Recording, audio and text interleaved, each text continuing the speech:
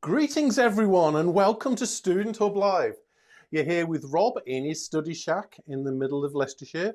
And today we really want to give a great big welcome to all of you who are joining us for the first time.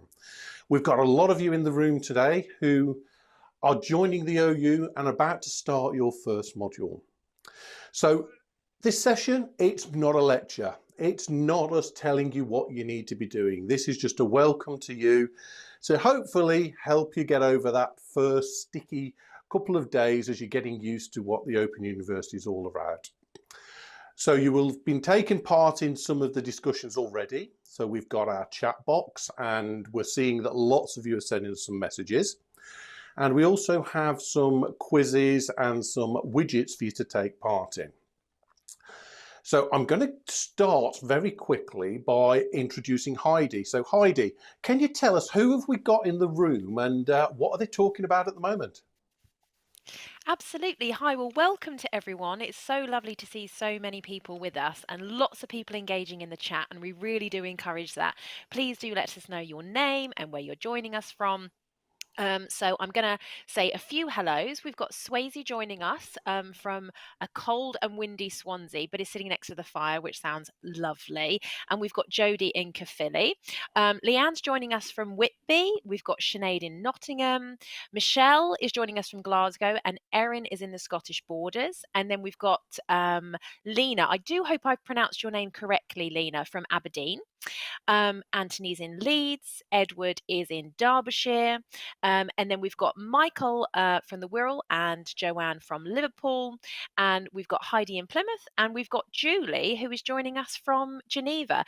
Within the chat, we've got quite a few people that are studying DD 102. So Zoe, Heidi, and Casey have already said that they're studying DD 102. So also let us know what you're studying as well. It's really nice to kind of pair up and see who else is doing the same course as you.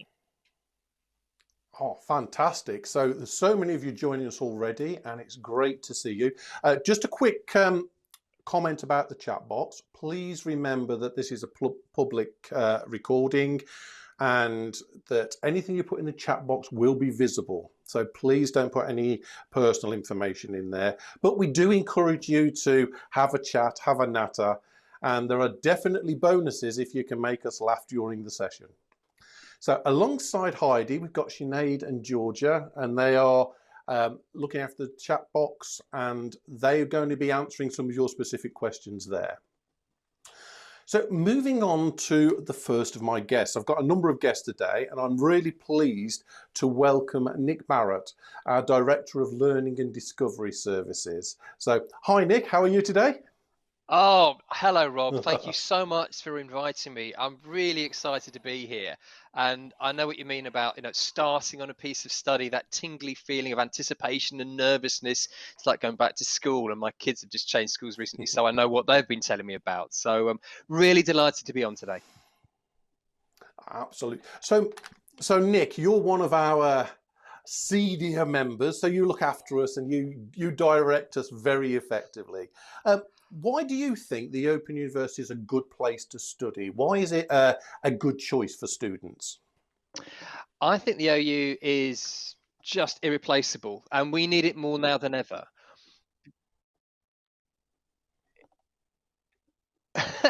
Well, that's a good question. Why have you chosen to study at the Open University? Well, I believe that it's innovative. It offers a very different learning experience. Now, I'd say that because my unit helps create those learning experiences with our wonderful academics and brilliant associate lecturers. So we build in the latest research, the latest ways of studying. We make sure our virtual learning environment is up to date, but we also encourage our students to tell us what they think. So it's not just we innovate, you do. It's a proper conversation. It's a community in many ways. And that means we can be really flexible. We're flexible in the amount of time we set aside for study. We try and understand how you're performing, again, using our associate lecturers to really support you throughout the journey. I personally believe it brings learning to life in a way that traditional courses possibly don't have the time and space to do so. But best of all, what you study, you can apply in your daily lives, whether you're already at work or want to change career. If you want to learn new skills as you study a subject, the way we set it all up delivers all of that and so much more. Oh, absolutely. It's such a great way to learn. And it, as you say, I studied 3 different degrees with the Open University, which is what prompted me to come in and get involved being a tutor. And just as Angela reminded us there, we have the ticker tape, the ticker questions. So in the chat box, tell us why you've chosen to come and join the Open University. So Nick, we're not a traditional campus university. We've got a campus, but strangely, it doesn't have many students on it at all. So what would you say the biggest differences are studying with the OU compared to a traditional campus university? Well, there is that sense that because we're not mingling and socializing with our students, it feels a little bit different. And because a study period with the OU can be over a good number of years compared to a short, compressed undergraduate degree elsewhere, you have to manage your time quite well. So you're already learning self-management, juggling work alongside life, alongside study takes a lot of dedication. So I think that's one of the big differences. You need to manage your own time quite effectively. We tend to find that a lot of our students tend to be a bit older. So they bring with them life experience, which I think helps when they start to meet other students, like we're doing today, talking to each other, people on your course, share stories, share experiences. That's a fantastic way to help us learn together. But we do tend to be a little bit older as OU students. And as I've mentioned already, quite a lot of us are in full-time work. You've said, Rob, you've done a variety of degrees, and many of my colleagues within the Open University are also students as well. So they know what it's like, and therefore that makes them really empathetic. We've still got deadlines and assessments and various exams that you need to hit and deadlines, but we know what it's like. We study with you as well as help create learning experiences and support you. So there is that empathy that I think might be a little bit different to very traditional universities. Absolutely. And I can see we're getting some messages in from students who've telling us why they've chosen to study. So Miriam, starting your new module, MA in translation. Excellent. And Keris, you've come to us because you want to work at your own pace. I've got to say that's really important. So Nick, again, we don't force students to get through in 3 years, do we? No, absolutely not. It is about balancing your life and the study that you want to do. And a lot of people find that the degree is almost the added bonus as opposed to the goal, because they're learning so much that they can apply. But that means they have to balance their time. So we are able to shuffle workloads around, particularly if you are looking at transitioning from one particular area of study to another. Our open degrees, for example, allow you to explore a wide range of areas. So we try and build that flexibility in. Like I said, we're very mindful of your concerns of work-life balance. So it does take longer, and you can stretch that time a bit more. And as a result, I genuinely think that we get more out of that learning experience. We're not just cramming it into 3 years and it's done as though that's it. You don't learn again at that same level in the rest of your life. Of course, we learn all the time. And the OU, in many ways, really does provide you with that learning hook that you keep coming back to. And that's why, Rob, I'm sure you can speak more than me, but that's why you've come back and done 3 degrees, and now you're part of the OU family. Oh, absolutely. I work with the OU because for me, the ethos, the fact that you're not written off when you get to the age of 18. If you haven't achieved at the age of 18, you're not suddenly put into that box that says won't go anywhere. I had a pretty dreadful couple of years at college, came out with no qualifications from my A-levels, but I was able to come back at the age of, I think, 27, started studying with the OU, and now I'm sitting here with 3 master's degrees. Now, that would never happen with a traditional university. And I'm not saying that because I think, oh, I'm great, I've got 3 master's degrees. It's because when I got to that point at 19, 20, a lot of places, they won't give you the opportunity. And that's why I love working for the OU. That's why I'm here. I think we're ready to have a quick. No. Sorry, I was just going to say it's open entry, but also you say 18, but also 80. It's the whole spectrum. And we've had many Absolutely. people looking at our open learn courses, getting the bug for learning in their 70s and 80s as they've retired, and really getting that rigor. Yeah, Yeah. everybody is open and welcome to be here. I was just going to say quickly, we've got the map widget to show where everybody's from today. So I think if we have that up on the screen, and while you have a look around and see where people are joining us from, I'll let you read that. Well, I just mentioned the open degree because I don't think there's another university has a similar degree to that. So for those of you who don't know, the open degree is a build it yourself degree. You choose the elements you want to study, and you can bring a bit of maths, a bit of teaching, a bit of science, a bit of business. There are some restrictions because sometimes our modules follow on and you have to have studied a previous one before you can study a certain module. But actually, you can build a degree that interests you and focus on the things that interest you. And I love that. I love the flexibility. You also mentioned open access, Nick. So open access, basically, you don't need to have achieved a certain qualification before you can come on. So how does that work for our students? Aren't they going to struggle when they start because we haven't checked they've got a certain level first?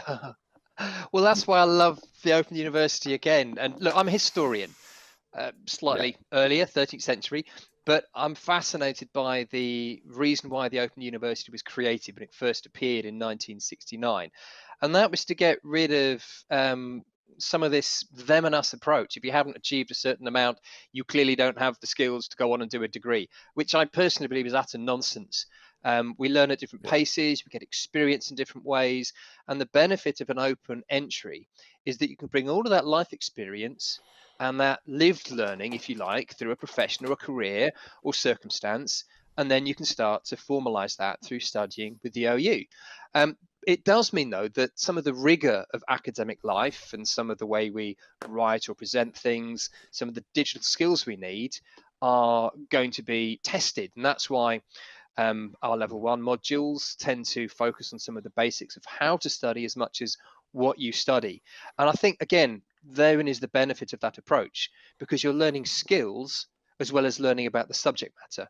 But I might have mentioned OpenLearn, which is, as the name suggests, an open learning platform where we provide bite-sized chunks of modules, which in many ways whet the appetites, not just if you're already part of the OU programs and want to try a different area under the open degree, but also give you a flavor of what to expect. Now, I've been pushing my kids towards these as well to help them as they start to think about university.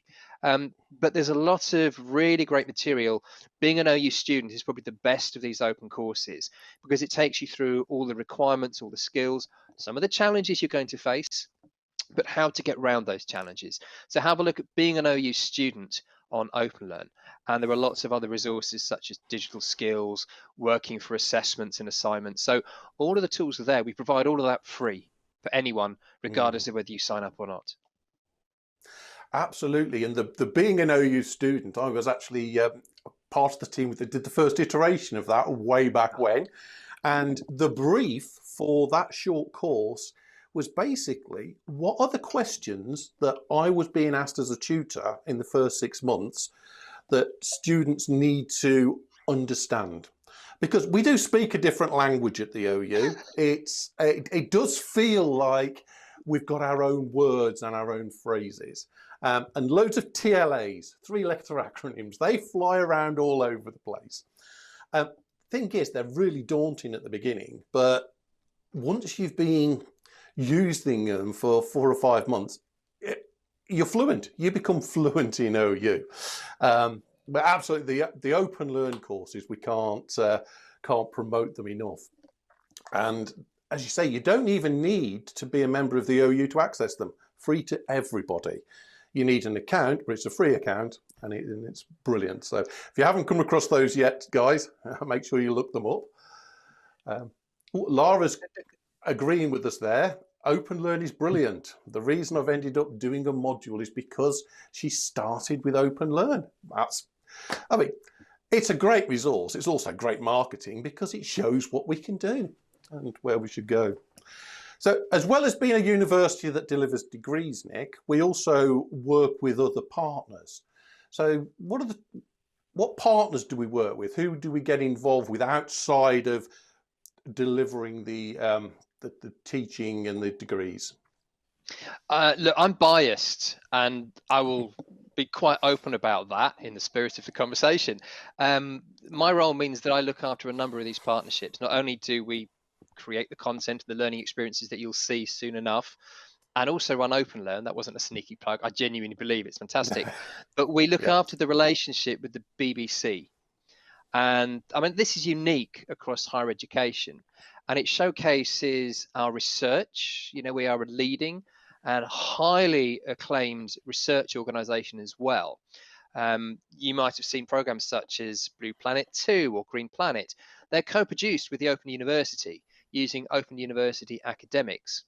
So it's not just about creating amazing, thought-provoking and challenging programs which reach millions of people around the world, but also we use that to create material that goes into our courses as well. We have an OU Connect platform where people, a bit like OpenLearn, come off the program, learn more about the subject, and if they want, they might then start to study with us as well. But with this unique relationship with the BBC, we create material explicitly for our modules. And best of all, we have access to the entire BBC back catalogue. So you may well encounter familiar clips or bits and pieces from TV shows that you've seen, not just the big ticket stuff, but really important material across a wide range of subject areas.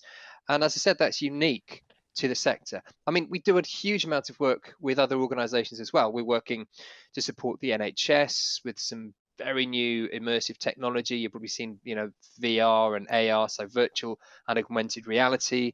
We're going into extended reality, and we can help create almost sort of sim lab style experiences, so you can learn and manipulate the various bits and pieces, which helps training. It means you don't need live patients to practice on at times, which many live patients are quite happy about. But you know, these are the sorts of partnerships we can forge, because not only do we have that link into career-based learning, but also we have the research that underpins it, working with police forces to undergo particular levels of training. We're one of the, I think we are the largest apprenticeship supplier in the country. And I think you mentioned OpenLearn. We've got FutureLearn, we've got massive open online courses, again, free learning. We are just everywhere, literally everywhere. So once you've heard about this, these partnerships, you can't help but spot, oh, that's an OU production. Oh, there. You look at the end credits at the end of a program, and you'll see us there, as well as our researchers. We pop up everywhere, and I get a sense of pride when a program finishes, and there we are, created in partnership with the Open University, and you do feel like you're part of that family. So you mentioned MOOCs there, massive open online courses. Again, we'll probably touch on these a little later. Well, that's one of the partnerships we've got with a lot of universities around the country, and it gives students the ability to study short packets of learning free of charge, and we can look at things you're interested in. So we will pick that back up later. Unfortunately, Nick, that's the end of our session. I could have just spent the entire hour and 40 minutes talking to you. But I'd just like to say thank you very much for joining us and fitting us into your really busy schedule. What the guests don't know is you're actually on hold from another meeting, and you've stepped out to join us, and we really appreciate that. So I know where I'd rather be, Rob, and that's here having this fantastic conversation. But you know, the day job does call. Unfortunately, I'm going to have to go back to some of that later on. And I mean, I'm in Senate this afternoon, so it's busy period. But I mean, I just find the opportunity to talk with you, the student, so important to my role and that of my colleagues, because you are why we're here. We do everything for you. That might sound a bit trite, but genuinely, that's where the passion comes from. So I really hope you enjoy your learning journey with us.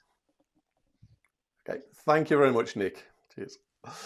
And we're going to go back to Heidi for a couple of minutes just to see what you've been saying in the chat pod, and see what sort of message has been passed on. So Heidi, what are people talking about? Have we moved on from cheesy jokes yet? Yeah, we have moved on from the cheesy jokes. This is honestly the bit that I just love most about this job, just being able to get more of an understanding about what inspired people to join the OU, why they're here. So just from my perspective, I joined the OU as a student in 2009. I was a single mum, I had a newborn baby, and the OU was the most amazing experience, and I then fell so much in love with the OU that I then came to work here. So I'm very, very fortunate, but I've been through that journey as well as an OU student. I know how intimidating it can be in the beginning, particularly when you're working and you've got caring responsibilities. And just seeing some of these stories that people are sharing with us is just so inspiring. So there's just a few that I would love to pick up on and share. So Casey said that they struggled to stay in school due to mental health issues and ended up leaving without a single qualification. But Casey wanted to prove to themselves that they can do it, and heal their relationship with education, something they're really passionate about. And I just love that quote, healing that relationship with education. Catherine is studying around a full-time job and has got two small children. Rachel was made redundant back in September and is looking forward to a changing career. Not entirely sure what to do or where to go right now. It's been a long time since Rachel studied and was in formal education, but is starting an access course. And I just love that idea. When you have one of those Yeah. points in your life when you're just like, I'm not quite sure where to go. And Rachel's decided, I'm going to come back to learning and I'm going to redirect myself. And that's wonderful. And then lots of fantastic stories. So Emma, I love this, finally fulfilling her dream of studying the stars, was never able to afford university before. So being able to work and study at their own pace is brilliant.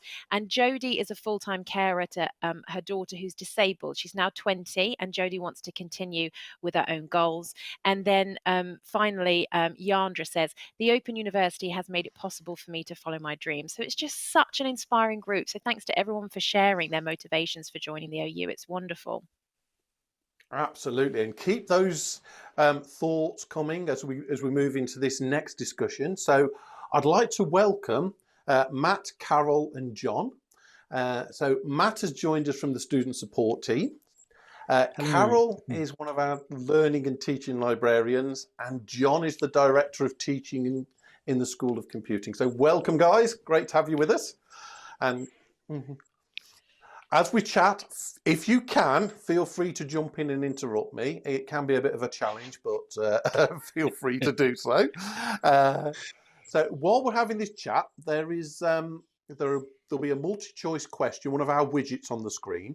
And the question is, when was the last time you visited a physical library? And then we've also got a change of questions going across the bottom. How are you feeling as you're starting your study?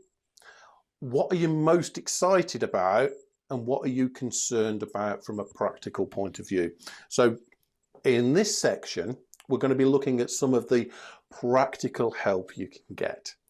So I'm going to come to each of you in turn and ask you a question. So I'm going to start with you, Carol, and it's lovely to have you with us today. Thank So you. the Open University, distance learning, everything's on computer. Students might be surprised to know we've got a physical library. There's actually a library there. So how does that work then? Yeah, we do have a physical library and all students are more than welcome to come and visit. So it's on the Walton Hall campus in Milton Keynes. So if you're in the vicinity, please do come and say hello. If you want to come and visit the library, you do need to register beforehand. So there is a form on the library website for you to fill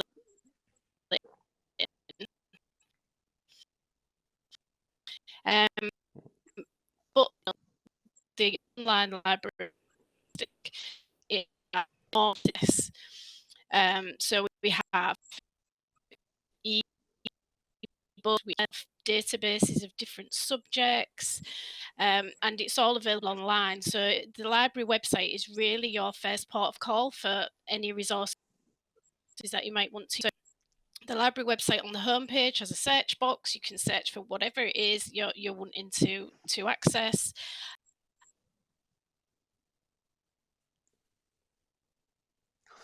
And what we're experiencing here is one of the joys of distance learning. It's those network gremlins that sometimes come in. So,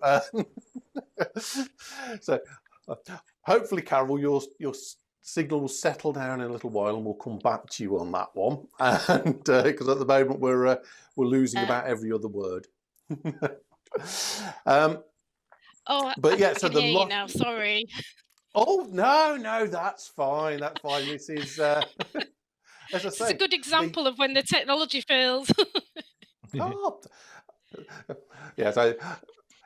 Somebody said to me, "Oh, that must be difficult teaching with the Open University with all these technology problems. You should be at a campus university like me." And then next thing I heard was, "I'm stuck on the way to a lecture in the motorway. There's been a crash." So technical problems happen Absolutely. everywhere. So we have the online library, and I think this is fantastic. I don't think we make enough of the online resources with the library. But students aren't just thrown in. How do we help them with the library, Carol? Okay, so you can access help from the library 24 hours a day. So we appreciate that students at the OU may be studying at all times of day and night. So you can access web chat with the library 24 hours a day. You can also email us, you can also call us, and the contact details are on every single page of the library website. We also provide training sessions. So we provide training sessions on using library search, how to use our databases, referencing. So again, if you go to the library website and find the training session, you can book a live session or access a recording of the live sessions as well. So there's lots of ways that you can get help from the library. I've got to say, we ran a session last night with students about how to use other people's ideas. Recordings are available. But a lot of students said, "Are we running a Student Hub live session on referencing?" And my answer was simple. Why would I run one when the library does such a good one? Just go and join theirs, because Yeah, I we do. can't do anything that competes with that. Yeah, and we do run them fairly regularly, so on a rolling basis. But again, if you can't attend one of the live sessions, there's a recording available on the training page on the library website. Yeah, and referencing is the one single thing most students are worried about. It's the one thing that we get the most queries about, definitely. Absolutely. We've now got the widget available to see. So when was the last time you visited a physical library? So within the last 3 months, 41%. Within a year, 21%. Within 5 years, 7%. More than 5 years ago. So a third of you more than 5 years ago. I would probably come within that within a year, but that's me going to the OU library. So that's where I fit in. So, but it is a physical library, and Carol's going to be coming back later and introducing you to a scheme where you can access your local libraries if you can't reach the Open University physical library. I'm now going to welcome Matt. So Matt works in our student support team, and sometimes, again, similar question, Matt, because it's distance learning, students can sometimes feel they don't have anybody to talk to. We have a lot of support in place. So could you give us an overview of the types of things that the student support team can help students with and the sort of questions that you get? Yes, so the student support team are here to support you through your studies. It can feel quite isolating as a student. You might feel a little bit like you're by yourself, but there's a full team, based at the campus or working from home like me today of senior advisors or student recruitment advisors who are here to help you. Typically, people come to speak to us when things go wrong. Which is going to happen, unfortunately, between 3, 4, 5, or 6 years on your qualification, however long it takes you. Life does sometimes get in the way. I would just always recommend picking up the phone and getting in touch with us, because we've got a lot of different ways we can support students. There's lots of information on the help centre, but if you read something on there and you're like, I'm not really sure about it, just phone up for a chat and share details about your circumstances with us. We're really friendly. We like to tell people that we're not like your school teachers. We're not here to chase you for getting your homework in on time or anything like that. We're here to see you succeed, and we'll do everything that we can within our power to help you on that. So We'll also reach out to you as well. So during our sort of, if we've got like a quiet period, then we'll proactively reach out to students to see how you're getting on. A little bit of interesting information about that. If you pick up the phone and speak to us, you're statistically more likely to be successful on your course. So come and have a chat with us, because we can give you lots of tips and tricks about your studies as well. So so many different reasons to get in touch with us, but I would always say, like, the golden rule about your studying: if anything goes wrong, if you've got any questions, if you've got any worries, pick up the phone, use the contact the student support team via Student Home. You can do a little web form if you don't want to speak on the phone.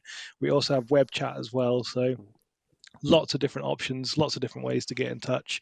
And like I say, we're just here to support you on your study journey. Absolutely. And I think when I talk to students, the thing I try and impress more than anything else is, don't wait until it gets desperate to talk to somebody. Don't wait until you can't see a way out. When you start to struggle, if you start to have some issues, then talk to somebody. If it's about your module, if it's about the academic side, talk to your tutor.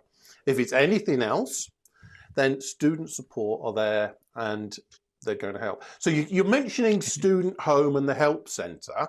So some of our students will be sitting there thinking, I've only just started. What's Student Home then? What's this Help Centre? So where will they find this information, Matt? So Student Home is when you first log in and you have your qualification name at the top of the screen, and you sort of got your modules listed there. That's Student Home. On a PC or laptop browser, the Help Center can be found by clicking in the top right-hand corner, just underneath the Search the OU bar, which is the Help Center. And clicking on that will take you to a big page with a big search bar saying something like, what do you need, or how can we help? If you type something in there, then it'll return all the results for you that we've got on the Help Center. So if you want to know how to improve on your assignment scores, for example, you can type assignments in there and it'll link you across to like the study skills e-booklets, for example. If anyone's got any sort of initial concerns about writing their assignments, I can really recommend Preparing Assignments. It's a free study skills ebook. It's absolutely fantastic. It was my Bible when I started studying way back in 2015. So it can really help you sort of start to unpick those questions in the early days of your study and find your academic writing style as well. So, but it can be anything. So if you've got exam worries, if you need sort of financial support or anything like that at the moment, the student support team are assessing applications for our student assistance fund. With the cost of living crisis being on everyone's mind at the moment, like, students can access financial support if you have any unexpected financial hardship, for example. So you can find that through the Help Centre. There is also funding for study-related costs if you are in receipt of a qualifying benefit, or if you receive under a certain level of household income, then the OU can make a contribution towards things like stationery, printers. You can get a contribution toward a new laptop, lots of other things as well. So you can find all that from the Help Center as well. Everything's laid out into nice sort of convenient sections. So if you've got any questions about, what the OU can do for you, you might be able to find an answer at the Help Center. But if you've got a lot of other questions whizzing around in your head from this session, then you can also get in touch through the Help Center as well with your student support team. We can answer any of those questions for you. That's brilliant, Matt. And later on in the last session today, we've got Sarah from the OU Students Association, and we're going to be talking about some of the ways you can be helped and some of the assistance. At the Open University, we take the open part really seriously. So we want everybody to be able to study and talk to us. If you've got problems, if there's something you don't think you can get over, talk to us. Just reading some of the comments that have come in here. So what have we got here? So David, excellent support from the student support team last year. Fantastic. We've got Robin, who's worried about keeping up with your studies. Well, we've got lots of tips, lots of hints. One of my top tips actually with students is don't feel under pressure to finish quickly. If you decide to take 7 or 8 years to do your degree, that's fine. Do it at your own pace. But equally, If you want to do it full time and do it in 3 years, that's fine as well. We've got lots of flexibility, lots of opportunities for you to work the way you want to. Nice comment from Edward there. Using the links, he's gone and registered for access to Derby University Library while doing this. So that's definitely the type of multitasking we like to see and we expect to move on with. So I'm also really pleased to have John with us. So John is our director of, I've got exactly the title here, the director of computing. So John, I know you've had a lot of involvement with the computing help desk, and technology can be quite daunting for students.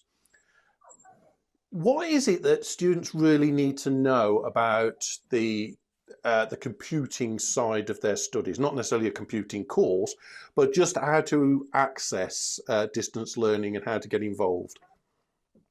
Yeah, and my involvement really is with computing modules and qualifications, and so we use computers a lot, not just to study on, but also as the thing that we're looking at. But you'll find it so much essential at times to have a computer, not just to access things like this, but to access your module materials, to write your assignments, to submit them electronically. It's an essential part of studying these days. So students need a computer. They cost thousands, don't they? I mean, if I've got to go out and buy the latest MacBook Pro, that's £2,500. Yeah, that makes it quite expensive for study, doesn't it? Not necessarily. You don't need a really high specification machine. You know, you're not going to be doing gaming on it. Well, you might be, but that's your own choice. You don't need anything really fancy for OU study. If you have a look at the study at the OU website, it will have a link from the module that you're interested in to tell you what the computer specification is, and that will be a relatively low specification machine. It will tell you the operating systems, it will tell you the amount of memory, it will tell you the amount of storage space and that kind of thing. But it doesn't need to be particularly expensive. It could only be a few £100 for most modules. Some might require something much more sophisticated, and they would tell you that before you register. But increasingly, we're doing what we call virtualization of computing. So if you need extra computing power for a particular module, then we're gradually working through providing that online, so you're using effectively somebody else's computer, the OU's computer that we're paying for, rather than your own, and you're accessing it via a browser, and you don't actually notice that it's a different computer. So there are all sorts of ways of handling this, and as you said in the previous section, there are ways of getting assistance with that as well. Absolutely. I wouldn't recommend it, but I did actually join a lecture and did some work on a £35 Raspberry Pi once. So that I made that work. So the software can be quite expensive as well. So, oh, there we go. There's John's Raspberry Pi. Yeah, it's definitely possible to do most of what you need to do on one of those. I say you need a little bit of know-how. The software, again, I just wanted to mention this because sometimes students will think, well, it costs hundreds of pounds to get the software. And I just wanted to emphasize to students that when you study with us, you automatically get an Office 365 student account. So that gives you all of the Office accounts, Word, Excel, PowerPoint, Outlook, and you get a special, unique Open University email address. That's your academic email address. Really good for communication, but also it gets you free McFlurries at McDonald's. if you register for your student union card, you can get McFlurries and McDonald's for nothing, which is, of course, that's why you want it. But it does mean you don't have to buy expensive software. Unless your course needs a specific piece of software, we give you the basic Office package and a whole range of storage, which means you can borrow computers quite easily. So the only other question I've got, John, is about mobile devices, because our modules, our information is all accessible through mobile devices, but can students just use a tablet or a phone to do their studies, would you say? It's not advisable. I mean, there is the OU Study app, which you can get for Android and iOS, but that's a good mobile view of your module materials if they're there, but it's not the same. It won't have all of the features. I mean, particularly with our modules, we will often do extra things within the teaching materials that aren't very easy to replicate on a small screen, and you can't really produce your assignments on a mobile phone. People try, and every year we find a few students who are really struggling to cope with a small tablet or a mobile phone to do their assignments on. It's really difficult. You will struggle a great deal. Okay, I've just been informed that Heidi wants to come in. Apparently, there have been some questions specifically for John. Heidi, what are these questions? There have. John, you might be a bit surprised, but the audience, so we've got a lot of love for your jumper, John. So can you tell us where you got your jumper from, please, and how people can get the same? My wife makes my jumpers. Sorry, I seem to have frozen here. Am I still? We can hear you, John, yes. Right. Round of applause for John's wife. I am her living knitwear model. So I have a whole sequence of them which I wear in rotation. And occasionally, I have been known during a meeting that's gone on for a long while to change jumpers just to see if people are awake. Thank you. And in the chat box, Sinead has just popped in the information for the totem card, which is the card you need as a student to be able to get your discounts and your free things from various fast food outlets. So check that out. The totem card is excellent.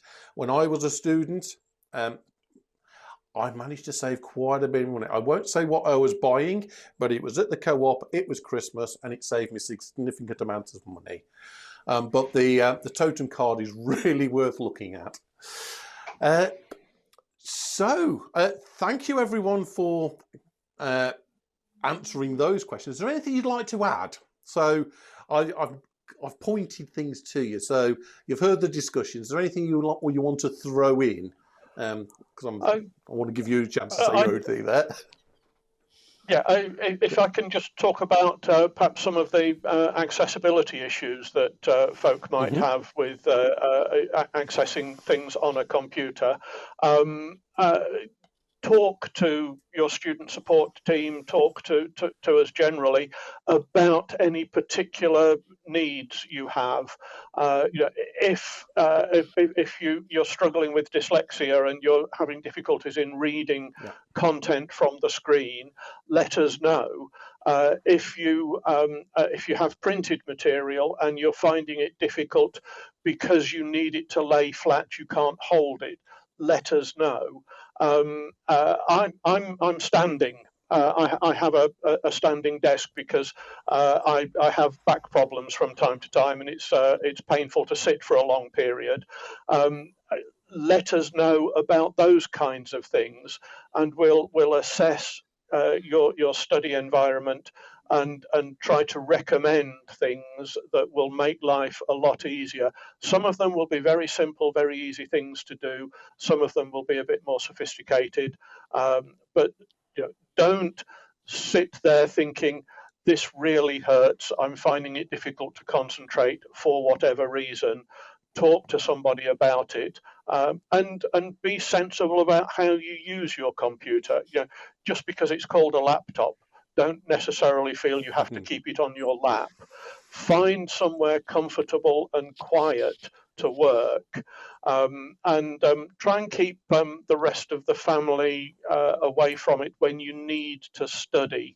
The last thing you want when you're trying to do your TMA is sticky fingers coming along and Daddy, can I play games? Or the inevitable cat walking across the keyboard, which seems to be a hazard in most meetings that I take part in these days. We definitely have the cats and the pets popping up, and as always, we keep running out of time. I'm sure that we must be in some sort of a time warp on this, because 25 minutes vanishes in about 15. I don't know how that happens. Just to let you know, John, that Anthony reckons that your wife should be opening a jumper shop if she hasn't already. If she has, stick the link in. I'm sure there'll be some orders coming. So thank you, Matt, she John, knits and by Carol. hand, and it takes a long while. Excellent. So Matt, Carol, John, thank you very much for your time. And of course, Carol, you're popping back to see us again later. I am, yes. So it's been a pleasure having you with us. And I just want to give Heidi a chance. Is there any comments, Heidi? Any comments that have come through? Any thoughts in the last few minutes before we go into a very short break? Just a few, yeah, just a running theme going through that our students have been sharing with us, that the TMAs seem to be the thing that they're most apprehensive about. So it links very much there with what John was saying about what platforms you're using and what equipment you're using to write your TMAs. And some of our guests are saying that there's no way they would even try doing that on a mobile phone. They need to have a large screen. And the other key theme that's coming through, so Swayze was saying this particularly, that concern about staying on track, that concern about getting perhaps overwhelmed, getting a little bit behind with work. But then lots of people are super excited about their OU studies as well. So it's really nice to leave on a positive. So Erin is really excited about learning new things and sharing environmental issues with other people. And then Keris says she's very excited about learning after having some health issues, which has meant that she had to leave education, but she's looking forward to gaining her life back slowly, which is really, really lovely to hear. Brilliant. And hopefully the message is coming through to everyone that you won't come across a problem that we haven't seen before. We've seen almost every single problem that you are likely to face. So don't worry that you're going to come up with something we can't handle. The only thing we can't handle are the things you don't tell us about. So talk to us early, get in touch as soon as you feel there's an issue, and I'm sure we can help. So I think we're going to go to a short break now, and we'll see you all back in a few minutes. And just thanks again, Matt, Carol and John. That's been great.